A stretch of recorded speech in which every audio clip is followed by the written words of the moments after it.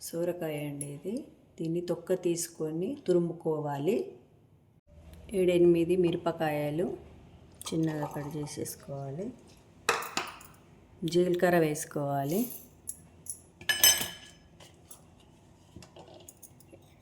ఎల్లుల్లిపాయలు వేసుకోవాలి. మిక్సీ పట్టుకోవాలండి. మిక్సీ పట్టుకున్నానండి.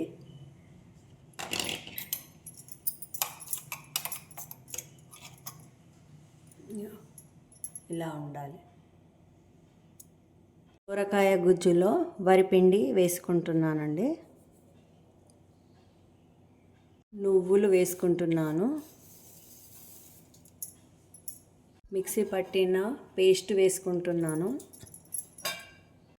పసుపు వేసుకుంటున్నాను. తగినంత ఉప్పు వేసుకోవాలి. ధనియా పౌడర్ వేసుకోవాలి. అంతా మొత్తం మిక్సీ చేసుకోవాలండి.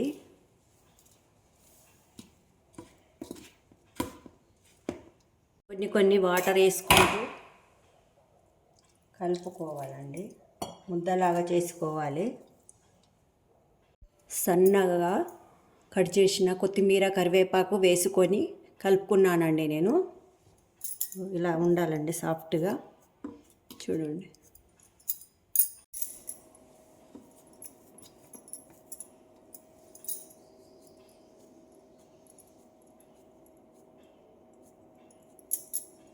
ఇలా చిన్నగా ఉల్లలు చేసుకోవాలండి.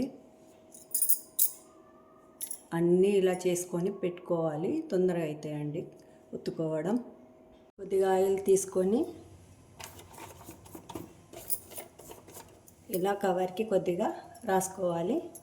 ఇలా ఉల్ల తీసుకొని ఇట్లా చేసుకొని రౌండ్గా పైన పెట్టి ఇలా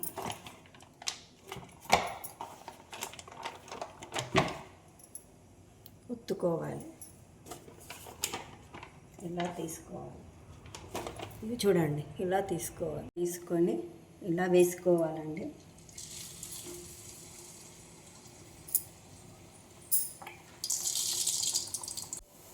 ఇలా మలుపుకోవాలండి.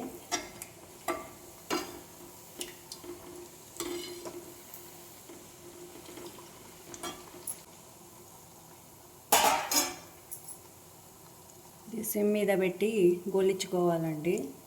క్రిస్పీగా వస్తాయి. చూడండి, ఈ కలర్ వచ్చిన తర్వాత తీసేసుకోవాలి.